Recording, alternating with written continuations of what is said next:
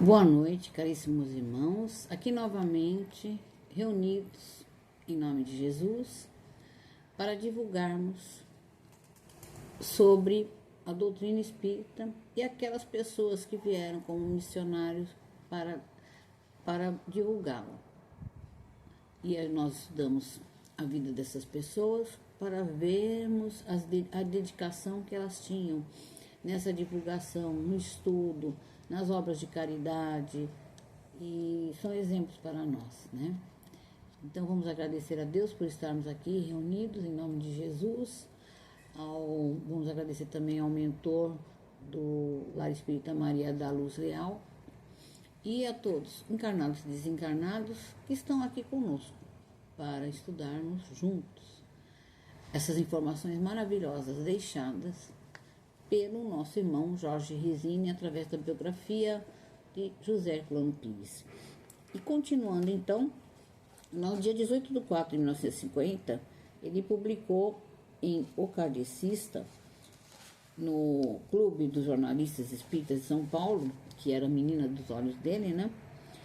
Que não era proibido seus membros participarem da política, mas sim de usarem a política como meio de se promover,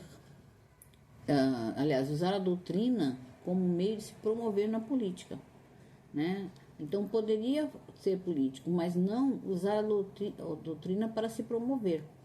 Então, que era isso que vai deturpando, né? Ele também lutou contra as sessões espíritas fraudulentas. Por quê? Porque as fraudulentas recebiam dinheiro, que a gente sabe que dentro do espiritismo, seguindo Jesus, daí de graça, que de graça recebeis, não é permitido cobrar, né? Não é permitido cobrar passe, não é permitido cobrar sessão mediúnica, nada. E ele achava que não tendo controle sobre isso, né, dessas fraudulentas, muito ia perder a doutrina. Por quê? Porque as pessoas iam achar que todos eram fraudulentos, né? E aqueles também que trabalhavam com seriedade, sem receber nada, também ficariam difamados. E também ele separou o termo espiritualismo de espiritismo, né? Espírita que segue a codificação de Allan Kardec. Espiritualista acredita em espíritos, mas segue outra ramificação, Umbanda, Candomblé, né? Aos 40 anos, ele resolveu, já tinha 4 filhos, mesmo assim resolveu se matricular na Faculdade de Filosofia da USP. Ele graduou-se em 1957. O sonho dele sempre foi ser professor, né? E aí ele pegou a disciplina de filosofia num curso de científico, que naquela época era chamado científico, hoje nós chamamos de ensino médio, né? Mas ele foi ficando muito aborrecido porque os alunos não se interessavam, né? Não tinham nenhum interesse, então ele acabou se decepcionando. E interessante que Chico Xavier disse que, inspirado por Emmanuel, que Herculano Pires fazia o metro que melhor media Allan Kardec. Então, por quê? Porque ele fazia o correto, né? O que Allan Kardec falava é o que ele falava, não tinha nada de acréscimo ou modificação. E então ele foi indicado para a cátedra na Faculdade de Filosofia de Araraquara, e para lá ele se mudou com a família. E ele teve 2 cargos no jornalismo. Para o Clube dos Jornalistas Espíritas, indicou o autor, ele teve que sair, né, desse cargo, porque mudou-se para Araraquara, e ele deixou como no seu lugar Jorge Risini, que é o autor desta biografia, a qual eu pesquisei. Mas ele tinha sempre vontade de ir para São Paulo, ele não sabia porquê, mas ele tinha vontade, né? Isso aí a gente vai entender depois, por causa que isso já era a espiritualidade que já estava influenciando ele. Ele decidiu impulsionar o movimento espírita em Araraquara, né? Então, em 1960, ele teve um motivo para voltar para São Paulo. Ele foi indicado para o cargo titular do Instituto Brasileiro de Filosofia. Seu retorno foi aprovado pelo desencarnado Caribas Schulte, que através da médium psicofônica Dona Senhora Beni, psicografou essa mensagem do Caibar Schutter, que a missão dele era em São Paulo, né? Não tinha mais problema para resolver, porque Araraquara, Marília, estavam todos já encaminhados. Mas São Paulo havia aqui muitos centros e todos, alguns, né? Alguns, não sei, até muitos, estavam se desvirtuando da doutrina, estavam fugindo daquilo que foi pregado pelo codificador. E essa mensagem do Allan Kardec veio em 8 de 9 de 1962. Falou: a oficina sua é em São Paulo. E ele resolveu deixar de lecionar em Araraquara, porque não estava aguentando mais pela saúde, ficar viajando, né, para dar aula na faculdade, e em São Paulo, que é onde ele estava residindo, né, e ele resolveu deixar lá o cargo dele, em Araraquara. Ele pediu demissão em agosto de 1962. No terceiro congresso dos jornalistas espíritas realizado em Belo Horizonte, ele acentuou a importância de fazer grupos de estudo doutrinário em país inteiro, para não haver deturpação da doutrina. Então, o conselho dele é que todo centro tem que ter grupos de estudo. É importante, é fundamental que estudemos as obras básicas e outras obras, né? Para que nós não deixemos de seguir aquilo que foi passado pelos espíritos através da codificação de Kardec, aquele que organizou, né?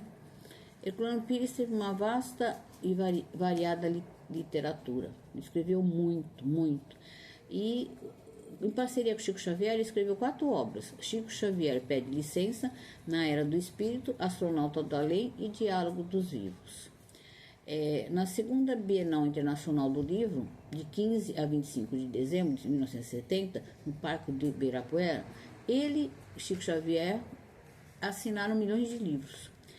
E Herculano Pires foi convidado para fazer um programa também sobre espiritismo na Rádio Mulher, que se chamava No Limiar do Amanhã, e foi muito importante para a divulgação da doutrina, inclusive para tirar dúvidas, né, e as pessoas aprenderem melhor. Foi muito importante, mais uma maneira de divulgar. Ele foi convidado por Ivani Ribeiro para dar assessoria na novela A Viagem, em 1976, a primeira novela espírita. E realmente ela consultou a pessoa mais correta, né, dentro da doutrina, para orientar, né, certas cenas, como tem do Alexandre, que era o obsessor, em que ela tinha criado um tipo de doutrinador que falava com rigidez, e aí Chico mostrou que não era assim, né? Que o doutrinador, o esclarecedor, tem que tratar com muito amor o obsessor, tem que compreender, tem que ter paciência, né? Não assim, mais no sentido de brutalidade, mas mudar a maneira, né? Então ele orientou. E também na novela O Profeta. Em 1985, seus trabalhos sobre pedagogia foram organizados num livro maravilhoso, que deveria ser usado por todos os professores. É o livro Pedagogia Espírita, que traz muito ensinamento para aqueles que trabalham com a parte de educação, né? E ele também escreveu o livro Educação para a Morte, porque ele fala assim, que nós só pensamos na vida e nós não nos preparamos para a morte, que muitas vezes, até nós espíritas mesmo, às vezes nós vamos ter problemas, porque por causa que a gente só pensa na vida, que a gente não pensa que nós aqui estamos já nos preparando para a próxima etapa. Então, esse livro é muito importante. Nós temos já que estudá-lo para nós estarmos prontos quando chegar a hora, que a gente não sabe quando que vai ser, né? Pode ser no próximo minuto, daqui a 2 dias, então a gente já está preparado como que nós temos que proceder em vida, né? Nós sabemos que é fazendo o bem, estudando, ajudando o próximo, seguindo todos os ensinamentos de Jesus, né? Mas a prática é mais complicada. Mas nós temos que fazer o máximo para podermos evoluir e podermos fazer nossa reforma íntima, né? E para quando voltarmos para reencarnar, já estejamos aptos a ficar no mundo de regeneração e não irmos novamente para as etapas iniciais do mundo primitivo, mundo de provas e expiações, né?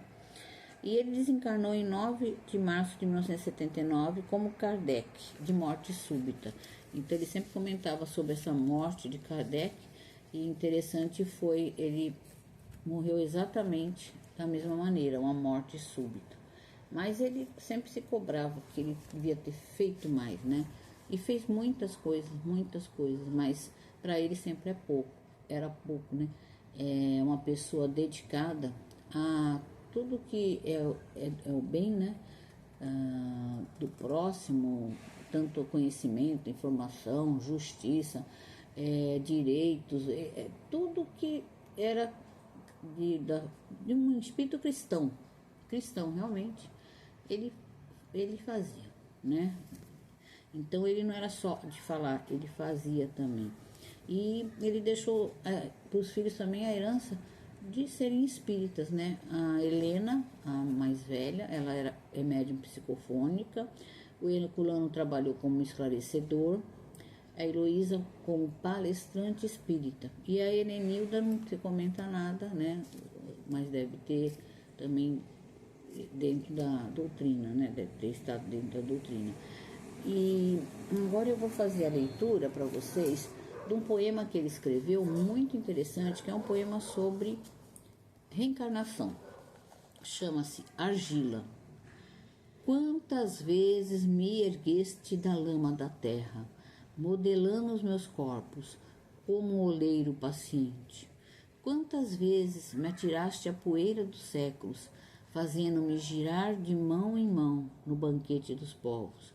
Quantas vezes de novo me arrancastes dos anéis das estrelas do destino à cinza do tempo.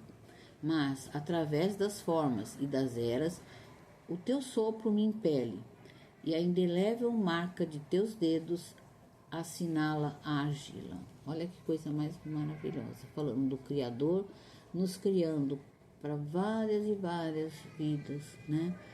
Para que nós possamos ter toda essa experiência no mundo material, levarmos para a erraticidade e quando voltarmos melhores seres humanos, melhores cristãos, melhores pessoas, melhores aqueles que vão seguir realmente o que Jesus nos ensinou, né? A amar ao próximo como a ti mesmo.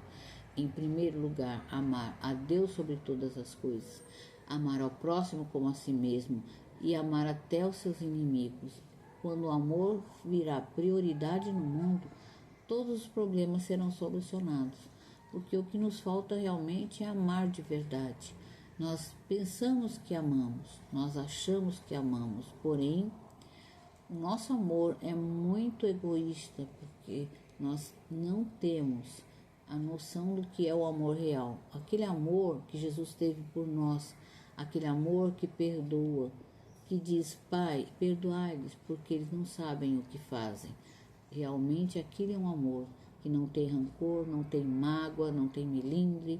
Aquele amor que compreende a evolução de cada um, que sabe que cada um está numa evolução, que aquela maneira dele se portar, ou do que ele fez de maldade, foi sem ter ainda a evolução, o conhecimento, porque nós somos criados por Deus simples e ignorantes. E vamos então agradecer por estarmos aqui, falando dessa pessoa maravilhosa em que eu aprendi a admirar pelas biografias, pelas palestras que assisti sobre ele, e que ele tem muito conteúdo, que nós possamos usá-lo como exemplo em nossas vidas, para que nós façamos um pouco como uma sementinha, como uma formiguinha, que nós façamos um pouquinho para que o mundo melhore. E se cada um se melhorar, no total depois todo mundo, o mundo inteiro vai conseguir entrar na regeneração. Fiquem com Deus, que o 2024 traga muita felicidade, muita luz, muita paz, muita saúde para todos, para vocês, para os familiares, para os amigos, e que nós possamos divulgar essa doutrina, porque é um ato de caridade, a divulgação da doutrina e do Evangelho de Jesus. Fiquem com Deus.